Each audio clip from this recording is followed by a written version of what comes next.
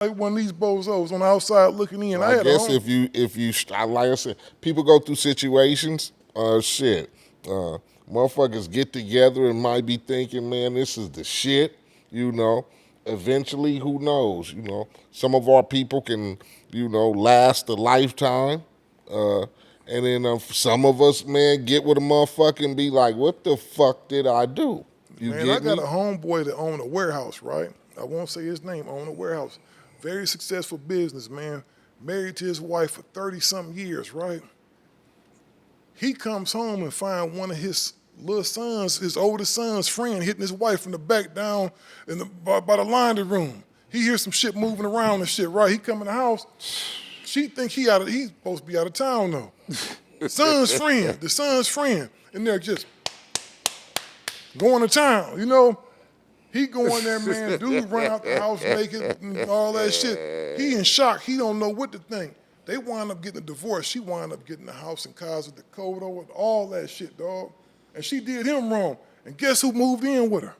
The son's friend. Oh, son's friend out there washing his cars and stuff, shirt off, and she out there with her little bad body ass rubbing all on this young nigga. Man, I would go crazy. This motherfucker still is crazy. I would go insane. He had the shirt off, washing the cars. Hell yes. The homie would drive by there and like, bro, what do I do? Hella bad, my nigga. Hey, man, you take the Brother Lynch song, man. If you lose a hoe, gain a hoe, man. It's more efficient to see, my nigga. You can't predict shit, man. I mean, it's just, it's a, like, that's a cold move. Like I said, it could be a female, it could be a nigga. I don't know, man. You try to, I guess, when you get in a relationship, man, you try to get with a motherfucker who you think is going, like I said, who's going to walk the lifetime shit with you.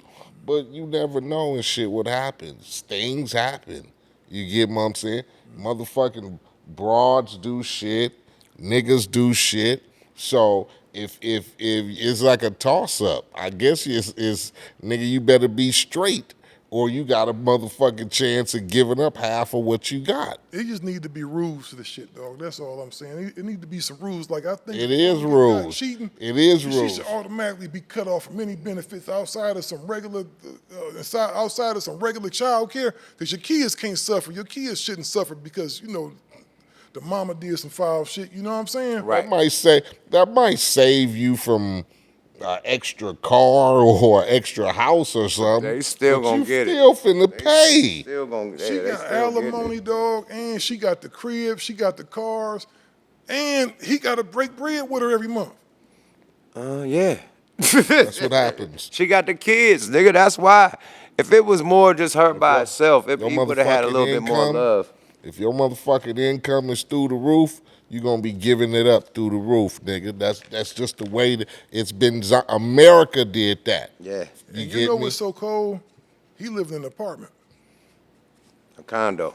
Yeah, well, it's a condo. Yeah, it's cool, I guess, but still, you go from a big 9, 10 bedroom house, you stay in the condo. Luxury condo. The young nigga over there drinking the juice in the refrigerator.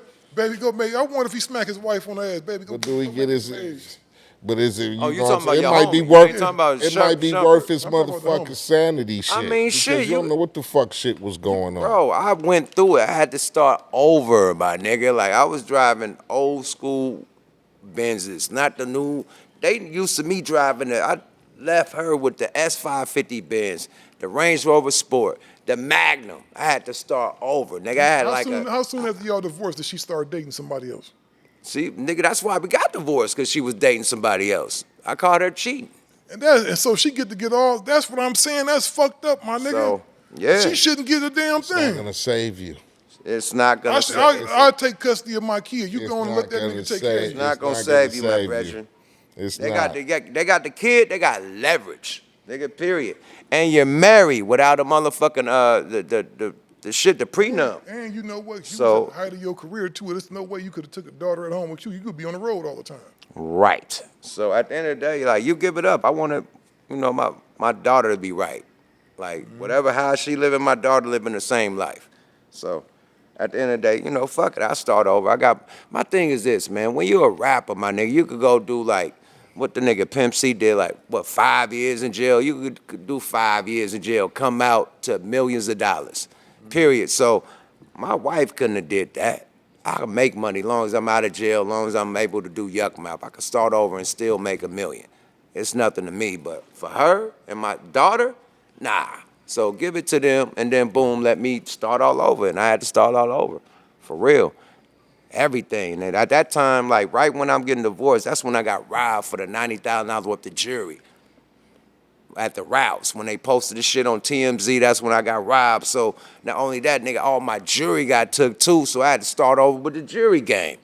like it was a just double dark cloud whopper. like a motherfucker. It was a double whopper. Like, yeah, man, it was ugly, man. So, yeah, but I'm back. Better than ever. New jewelry, Man, I'm new glad I cars, got a new good houses, wife. You know, like I new said, you properties. don't know. I lost land, nigga, because that's when the house market was going down. So we had properties that was worth like $700,000. We had to short sell the motherfuckers for like 400,000, like literally like a couple of our properties and shit. So like that's when that property shit like 2008. So it was like a triple. Because I just You know bought what I mean? my house I just bought my house for like 2 years before, and I panicked.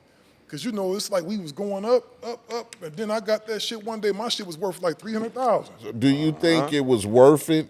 Would you change anything? Like, shouldn't I have had on my jewelry on, or? Oh, you talking about when I got beefing? robbed? Yeah. Or was that just a circumstance or situation? No. Everything, it's a lesson, bro. It's a lesson, bro. I don't take, see, L is a lesson, my nigga. Like they say, you lost. No, I got taught a life lesson how to move in LA, my nigga. How to not trust certain niggas. You know what I mean? Everybody ain't cool that's around you. Everybody ain't good money, my nigga. This could be some grimy niggas around us right now that's plotting. We don't know. And then sometimes niggas can't control they niggas also. I know that. You know what I mean? Like you bring somebody around, they bring an extra nigga around, you can't control him. But I thought that niggas, you know, they respect they homie. So I had to learn. That was a lesson I had to learn, my nigga. Like I was running around this motherfucker because I had love. With all my jewelry on. Everywhere, the grocery store, the gym, all that shit, the stupid shit. Glasses Malone told me, like, bro, we was on tour. Glass like, man, when you got all that shit on, he's like, man, niggas in LA don't rock like that, man, because we look at it like a nigga taunting us. You know what I mean? Like, you taunting us, nigga, like daring us. You walking around with a steak dinner on your neck, nigga, and niggas is hungry. You taunting us, my nigga. That I sound said, like some shit Glasses will say. Glasses told me that shit on tour. Like, little after that, I got robbed for that shit in LA for taunting niggas with my Do shit you know on. who it was that robbed you? No, I don't. But I know the niggas who set me up, definitely. Yeah, it's foul So it niggas was out a here. setup situation. Yeah, it was a Nigga had setup. you go somewhere. No, it was niggas called and gave my location and had niggas pull up. That one. Yeah, so they gave niggas the low. And yeah, you had to learn. Like, that's life lessons, bro. Like, even when I got shot, I learned the lesson. You know what I mean? Like, you learn.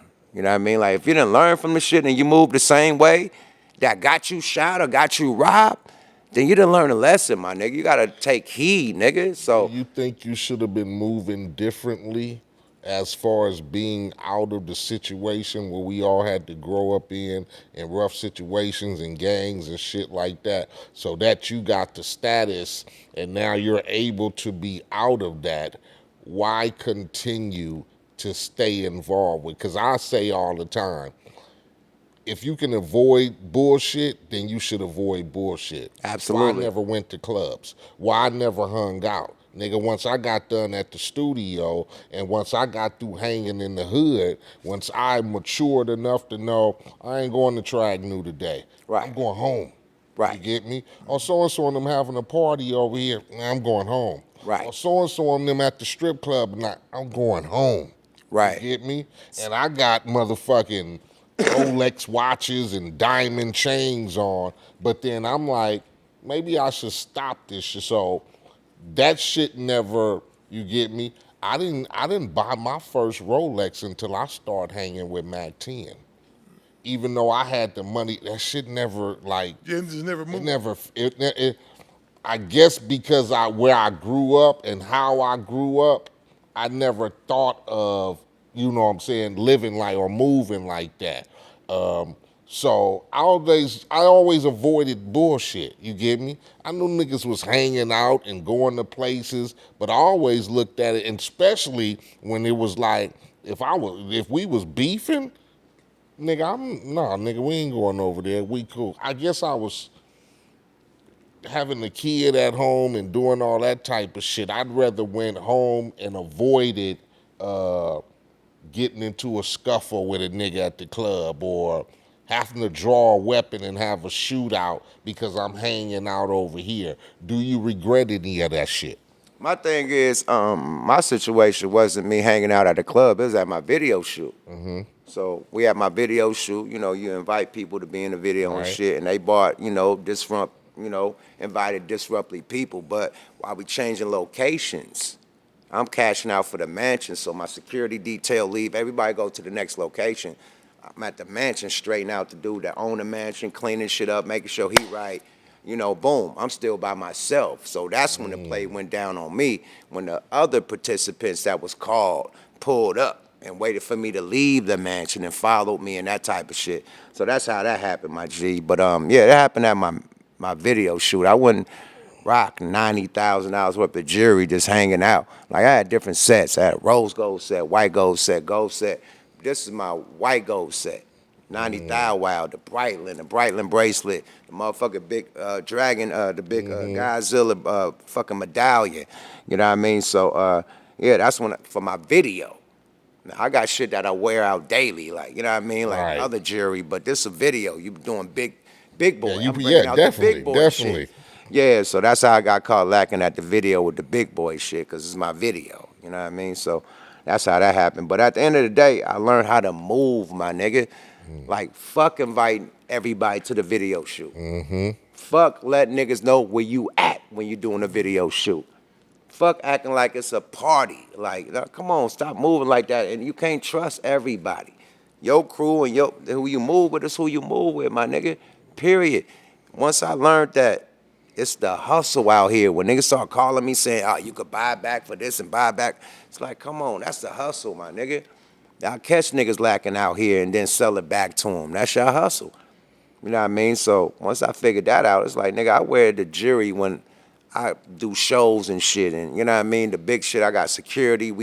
My security is licensed. We go on the plane with the shit. That's how I move. I don't move without armed security no more. The niggas that That taught me. do you Period. know, do you know who set you up? I told you that. Yeah, I do. Absolutely. And I seen that individual recently, and we squashed it. Because at the end of the day, I could have did what I wanted to do. You know what I mean? It's like, man, my nigga, I'm past that. Way past that. You know what I mean? I got caught slipping. Man, you a godly man, because it's hard for me to let shit go, dog. It's hard for me to let shit go. I'll be always, it might be 2 years from now, it might be 3 years from now, I'll be having on my mind when the moment is right. With that situation, though, it's like, okay, if we do that, then we got to come back to L.A. and then we got to deal with the neighborhood. Yeah. Because niggas is from real politics, you know what I mean? So me being welcomed out here in L.A., I didn't want to fuck up my welcome for one individual. You know what I mean? Like, I'm out, I'm in another nigga backyard. I got to respect it. You Plus, feel what me? I noticed too, people usually get what they And it's cool. It wasn't no bow down. It's cool. Like, niggas is cool. They came to me apologizing and shit. It was like, I searched the nigga down like, hey, please. Like, niggas felt the pressure. Like, man, my bag, nigga. Woo, woo, woo, woo. Let's get past this shit. We grown. That shit was over decades. You know what I mean? Come on, man. So that type of shit. We got kids. We grown. Like, that type of shit. So you like, come on, my nigga. We could keep it going or let that shit be, back at a decade or something ago. You feel me? Yeah, niggas like that deserve to get boiling hot water through on their ass. Nah, that's why all this neighborhood shit is going on. Like, real niggas need to get past shit. Like, my neighborhood, like, this Oakland beefs, period, that shit stirred from, like, the 70s and the 80s and the 90s. And niggas are still beefing from that shit that they don't know nothing about. But it's tension and this nigga blood spilling from some shit in the 80s and the 90s that damn near just happened over a bitch. Yeah. It was over a female. You know what I mean? That got whole neighborhoods fumed to this motherfucking day. Niggas need to sit down like, what that was about? He fucked who? And we killing each other? So sometimes, like, come on. I think that I did it like how I was supposed to do it, my nigga. Yeah, that's the gang tradition, though. Yeah. A lot of us, we just follow the tradition of what the neighborhood was brought up on. Shit. The We was beef is here, that. and niggas since the inception, we've been beefing with them. So you know what I'm saying? Point where You niggas- coulda So much been blood you been could have spilled. you could be in elementary with a nigga. Y'all could be motherfucking shooting marbles or playing, doing whatever and shit. But nigga, by the time you hit motherfucking junior high school, It's the up. separation happens, nigga. Like, yeah, I used to play football with them and basketball at the rec center and all that shit, and we beef now because he claiming there and I'm claiming here and shit. That's how it happens.